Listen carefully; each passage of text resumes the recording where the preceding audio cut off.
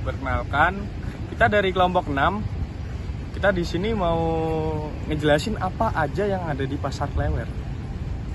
Di sini aku sama teman-teman aku di sini, dan ada Dava yang record. Oke. Yang pertama, aku mau jelasin apa aja yang dijual di Pasar Klewer Solo.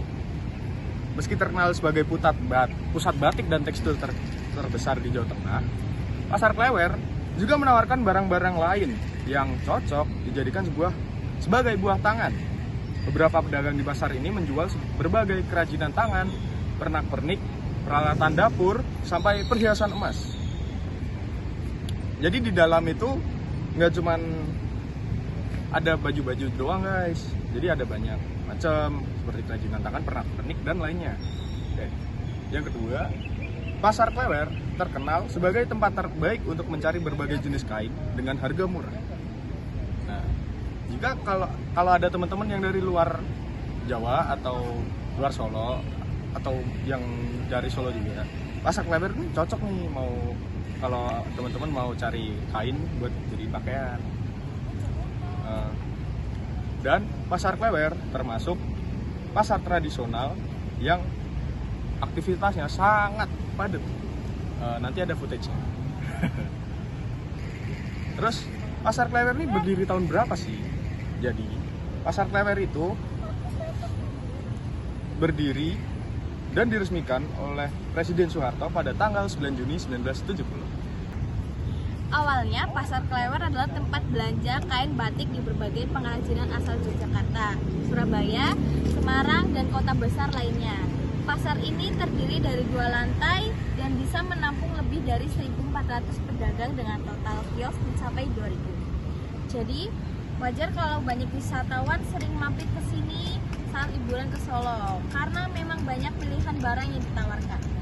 Pasar Klewer Solo mulai berkembang pada tahun 1942 hingga 1945 dan mengalami kemajuan pesat pada tahun 1968. Pasar ini kemudian menjadi pasar tekstil terbesar di kota Solo.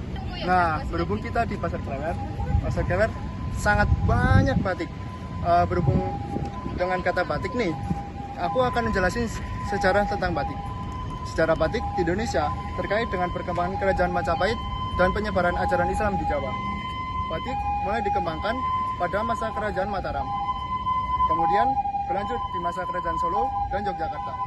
Batik awalnya hanya digunakan dalam keraton untuk pakaian para raja dan keluarganya.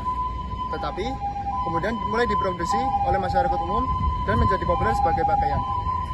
Batik tradisional menggunakan bahan pewarna alami seperti tumbuhan, seperti pohon mengkudu, soga, soda abu, dan tanah lumpur. Pembuatan batik memiliki berbagai jenis teknik seperti batik tulis, batik cap, dan batik printing. Selain itu, terdapat beragam motif batik dengan makna filosofis yang berbeda. Batik telah berkembang pesat dan diproduksi oleh berbagai daerah di Indonesia. Ya, setelah tadi teman saya sudah menjelaskan tentang sejarah batik, sekarang gantian saya menjelaskan kenapa batik harus dilestarikan. Kenapa batik harus dilestarikan? Karena batik merupakan warisan budaya leluhur bangsa yang memiliki banyak nilai manfaat dan peran penting dalam kehidupan masyarakat Indonesia. Contoh, seperti identitas bangsa. 2. Ekspresi kreativitas dan spiritualitas. 3. Wujud cinta tanah air. 4. Perekonomian. 5. Warisan kemanusiaan. Beberapa cara yang bisa kita lakukan agar untuk melestarikan batik Indonesia, seperti mengenakan batik dalam kehidupan sehari-hari, belajar membatik, mengikuti kegiatan ekstrakurikuler membatik di sekolah, memperkenalkan batik kepada anak-anak, mengikuti lomba membatik, menggalakkan permohonan haki, dan terakhir mencatat inovasi baru desain batik di kantor wilayah Kementerian Hukum dan HAM. Sekian, terima kasih.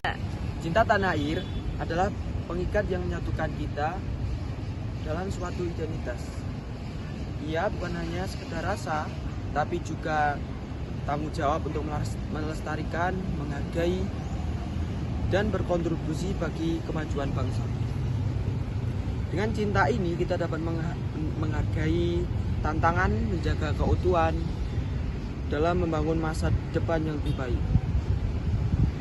Mari kita wujudkan cinta tanah air dan tindakan yang nyata, sehingga warisan kita akan terjaga untuk masa depan Indonesia di masa yang akan datang.